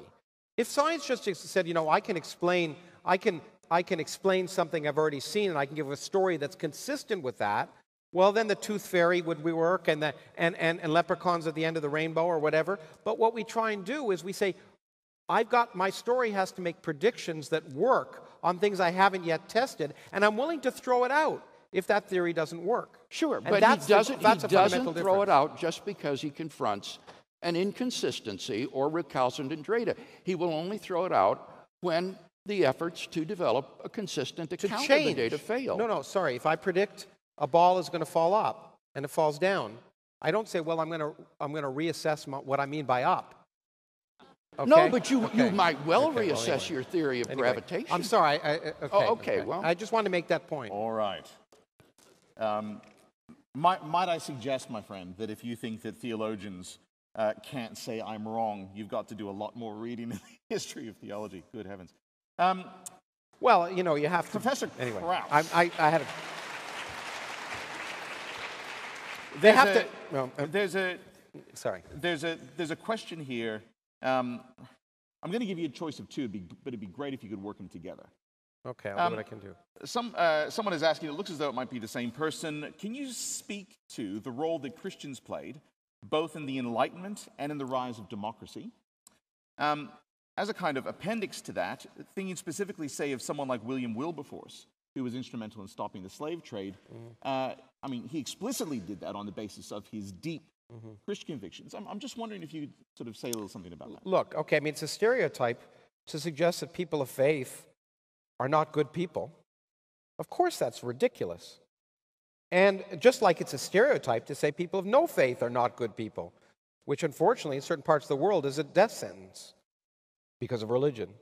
Now, the point is, it is absolutely true and undeniable, and anyone who knows anything about history would be ridiculous to say that in the Western world at least, and I disagree with Dr. Craig about the fact that there wasn't good science in the Islamic world or the Chinese world. There certainly was. But in the Western world, there's no doubt that there was an integral relationship between religion and the development of science. As I said, Newton spent a lot more time writing about his wacko views on God and alchemy than he did on the Principia. But the point is that first of all, my first statement is saying, thanks, did a good job, now go home. Okay, I mean, historically, if that led to the development of science, that's great. We should be thankful for that aspect of religion. But there's a good reason why there's an integral relationship. It was the only game in town. It was the only historical source of power. It was the national science foundation of this 15th century. Galileo and others had to have patrons who were popes and other people because it was the only source of education and power. So it's not too surprising that in a society in which science developed, the only source of education and power was religion. But that historical fact does not in any way suggest that there's anything more than the accident of history. See, I've heard you give this response before, and I think it's a failure to understand the argument. The argument isn't that modern science needed some source of funding akin to the National Science Foundation. The argument that I've given is that theology furnishes a conceptual framework which supplies the critical presuppositions that make science possible.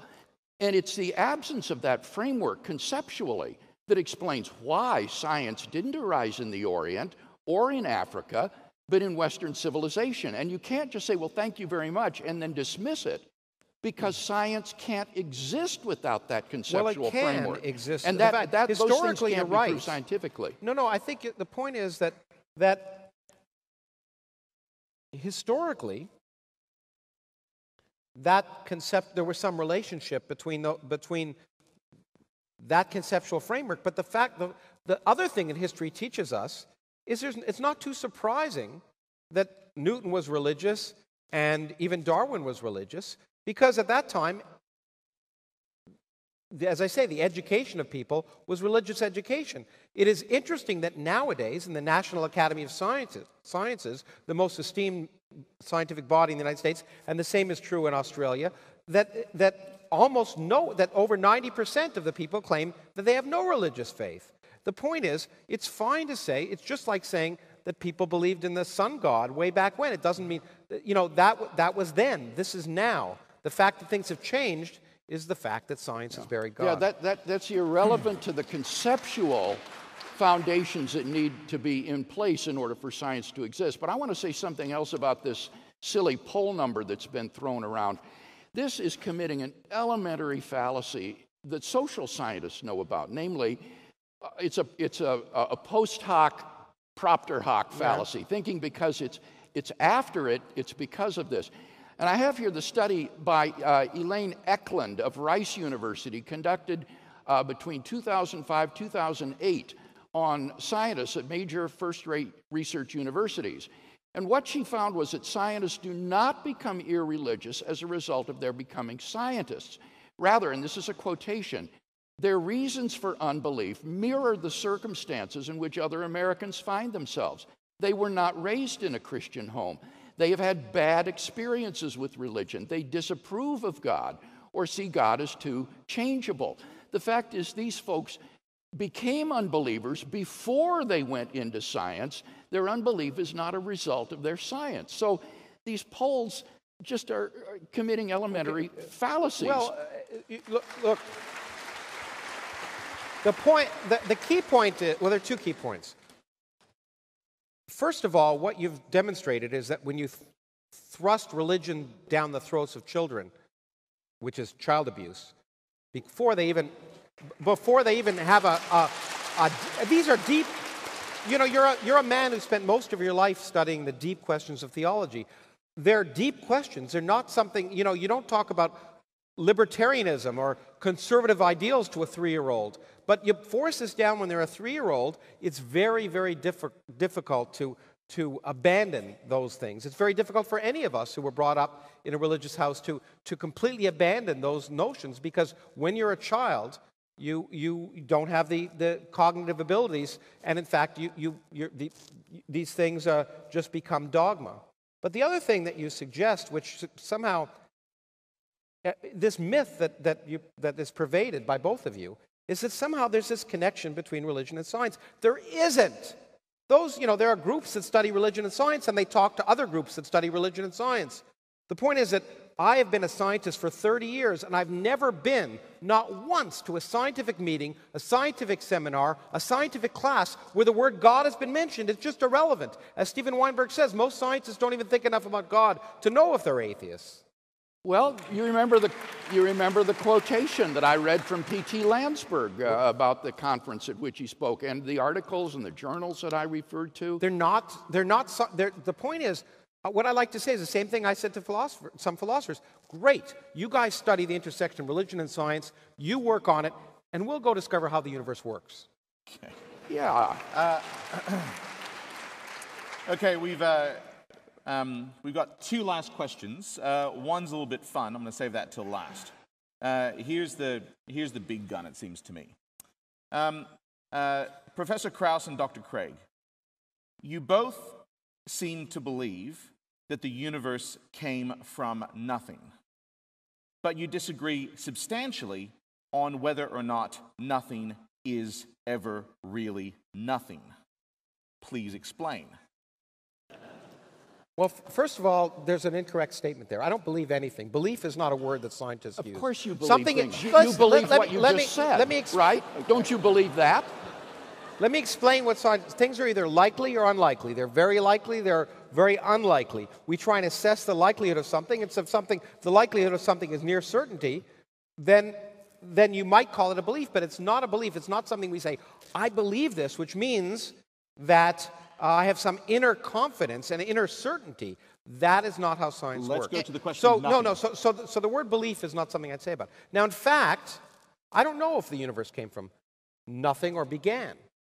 Okay? What I can show is that everything we know about science is consistent with a universe full of matter, stars, life, human beings, aliens, everything we see, where space and time and laws, when none of that existed before. Now, to me, what you can argue, in fact, you can do your PhD thesis on whether that's nothing, but I don't really give a damn. The point is, the miracle that it seems to me that religion is supposed to try and explain is how this incredible universe of 100 billion galaxies, each containing 100 billion stars, how it could arise if they weren't there in the first place. That seems to violate everything we know logically and everything we think we might know about the laws of physics. What we've learned is it's not true. It can all come from no space. None of it needed to have existed. And whether that's absolute nothingness is something I really don't care about. Yeah. When you say that you don't care about it, that's just an autobiographical comment about your personal psychological state. Fine, there are it's others who do care deeply about it. It's not and including, I think, hundreds of people who will be coming to the Sydney event to talk about this very topic. Why is there something rather than nothing? But it's just a definition. It's a semantic definition. I describe an initial state. I don't care what you call it. That's semantics. Okay. The physics tells me the physical question is, did those things exist? Did space, did time exist? And by the way, as I say, in fact, one of the many, you heard this during it, this was a William Craig bullshit meter. I hit it every time. He talked about science and got it wrong. The point is, we don't have any evidence, absolutely, that the universe began. Even Alex Vilenkin in that paper said it began probably. The point is, there are the very papers that William Craig's talked about, which I'm sure you don't understand because you don't understand general relativity, in fact, are based on general relativity, which we know breaks down as a quantum theory. And in fact, those presuppositions that there must be a singularity or a beginning, there are many theories like loop quantum gravity, some areas of string theory, the ekperiodic universe that in fact produce an eternal universe that contracts and expands forever and has been around forever. That is consistent with the known laws. We don't know the answer, and we're excited because we don't know the answer, because we've got something to learn. We didn't know the answer to the question before we asked it, like Dr. Craig did. I really appreciated what you said in your opening speech when you said you have no respect for distortion and misrepresentation. Yeah, because I don't think anyone has misrepresented the notion of creation from nothing more than you have. In every case, and we'll talk about this in Sydney. I'd like to say that, but I quoted you. You gave me an example. In every case, you are talking about a physical system changing from one state to another. You are not talking about nothing in the sense that not anything. Now, In the case of the models, I define very carefully what I talk about. The Born-Guth-Vilenkin theorem doesn't even presume that the gravitational equations of general relativity. It is independent of them.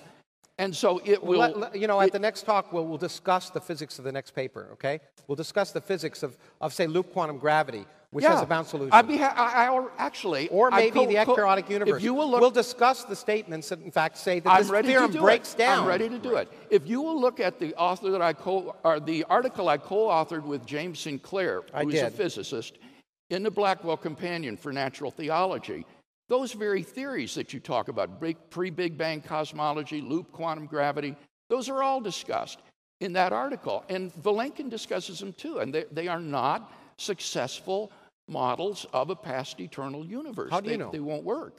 How do you know that?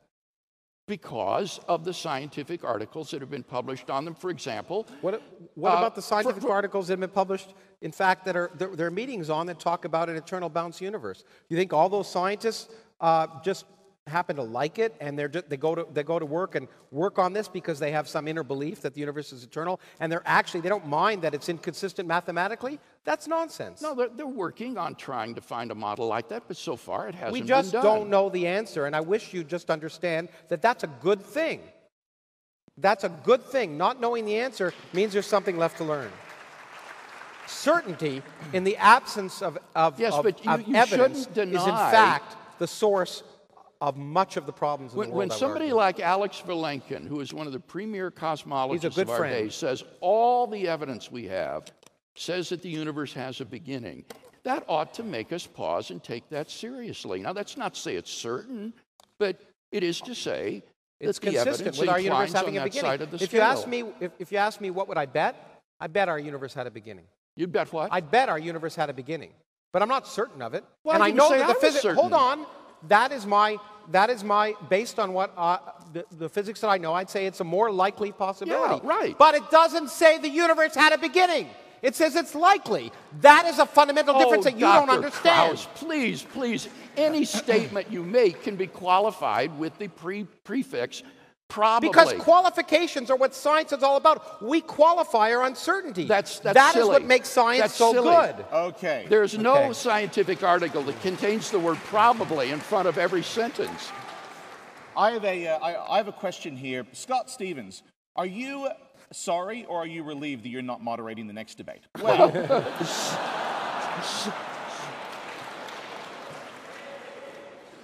that's not really there. Okay. What's your answer? I don't know. Yeah, I figured. Yeah. Okay, good. Okay. Here's our last question for the night. Professor Krauss, Dr. Craig. Professor Krauss, is there anything that would make you suspect that there might, in fact, be a God? Dr. Craig, is there anything that you could discover which would make you doubt deeply that there is, in fact, a God? The question that is relevant here is not what would make me doubt deeply, because that could be dependent on all kinds of psychological and contingent occurrences. If my wife were suddenly killed in an accident, maybe I would lose faith. That's a psychological question. The relevant question is there anything that should make me abandon my belief in God? And so far, I haven't found anything that I would say provides a good reason for thinking that God does not exist. And I read atheist literature all the time, and most of the arguments that I've seen are not very good. I think perhaps the best arguments would be arguments based upon evil and suffering, the silence of God, the hiddenness of God. I think those are powerful arguments for the other side. But at the end of the day, I don't find them compelling. I think that the arguments for God's existence make it more probable, there's that word again, more probable than not that God does exist. The former Archbishop of Canterbury, Rowan Williams, said that if Jesus' corpse was discovered and the resurrection proved to have been nothing, that would probably be enough to do it for him. Yes, again, that's a psychological question, but it certainly should. What about if the corpse of Jesus were found, then Christianity would be false. So, of course, it would be untrue then. That wouldn't mean that why atheism Jesus is make true, another but body? Christianity would be false. If he's God, why couldn't he just manifest another body or an image of a body? Why does it actually have to be his physical body? I'm sure there'd be theologians say, you know what, we found Jesus' corpse, but you know what? God can make an image. God can do anything he wants. So that body isn't Jesus. Jesus is a spirit. I'll give your talk. Yeah, Jesus Lawrence, is, anyway. Lawrence, there are theologians who say that, and they're all heretics, unfortunately. Yeah, good. Well, then I'm in good company. Well, okay, now let me answer your question. Yes. Is there anything? Sure, there is, in fact. If there were the slightest bit of empirical evidence. What would that look like? Let me. If there were the slightest bit of empirical evidence, for example, and I've said this before, if tonight I looked up, and here it's clear, if I look up the stars tonight, and they rearrange to say I'm here, maybe in Aramaic or Hebrew, or maybe in English, because I've heard people say, if God spoke English. But if any of that happened, then I would say, maybe there's something to this. But there's not the slightest bit. The reason that I discuss what I discussed is there's not the slightest bit of empirical evidence that there is a God, and in fact, everything we know about the universe tells us there's no need for any divine intervention. The fine-tuning of the universe is far less probable than the stars rearranging themselves. In any case, that would. But if I saw something like that, I would be willing to reassess my attitude. Could I just ask you to take up Dr. Craig's last point? That does what he describes as the fine-tuning of the universe. Oh, it's pure bullshit. Okay. Pure bullshit. It's taken by people who say, look, hey, fine-tuning, God, I can use that.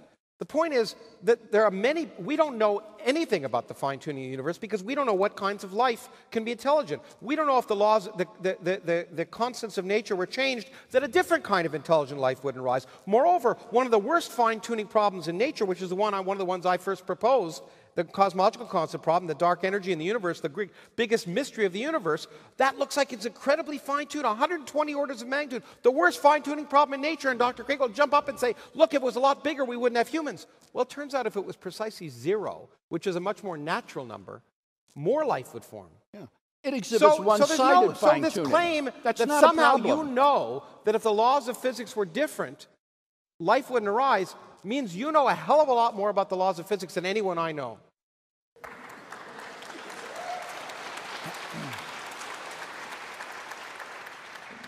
And on that surprisingly complimentary note. Yes.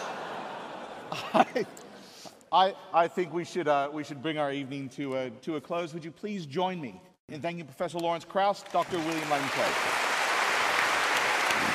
I'll shake your hand. Thank you. Good luck. Well, ladies and gentlemen, one of the things we hoped for tonight was that it would open up these topics for discussion. So in many ways, from here forward, we want to hand over to you. But I must warn you, you will not have your own Scott Stevens with you. You will need to keep your emotions in check. You will need to listen to each other as you talk these things through. But it has been a delightful evening, and we are very thankful for Scott and his hard work and our speakers. But I'll come to that in a moment. There's a few ways you can carry on the conversation with us. There's a feedback form on the back. You could take a moment to fill that out. There are pens on your seat if you'd like. Ushers will collect that on the way out. Tick some appropriate boxes. Write clearly if you'd like to be involved. We're glad to hear your comments, questions, and even your reasoned critiques. There are 2 more evenings, so that'll be helpful for us as we think about both Sydney and Melbourne. For those who are at the cutting edge, there's a QR scan there for an online survey. That takes me to another thing that we're running in the city. In the city and at a few churches around the place, we're running a series called the Reason for God series. It's actually a little bit like tonight, but less heated. You watch a group of 6 people who have objections to Christianity engage with a Christian thinker. They raise their objections, they discuss it, he tries to answer them, and then in groups we carry on the conversation. So you can respond to that on the feedback forward if that interests you, or chase it down through the QR on the website. In the foyer, There's books on sale by depicts. Professor Lawrence Krauss's books are there, some books by Hitchens, a range of books by William Lane Craig, and also some Smith Lecture DVDs, such as Would We Be Better Off Without Religion, and one by Dr. John Lennox on Has Science Buried God, which is where we stole the title from. Now, if you'd like to purchase those books, we'll also have a book signing on stage after this evening's finished, so you could come up here and have these two gentlemen sign. I think it'd be interesting to have both of them sign the one book. Wouldn't that kind of be interesting? You give that to your friend and they can sign, double. I just think that'd be great. It'd be very interesting.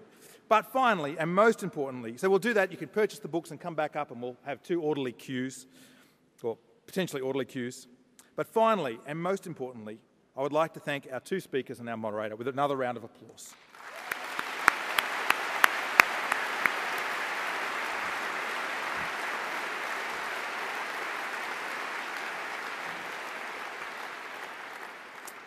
Well, that does conclude our evening. If you would like to fill out the feedback card, we'd be delighted for our ushers to collect it at the doorway. Thanks so much for coming.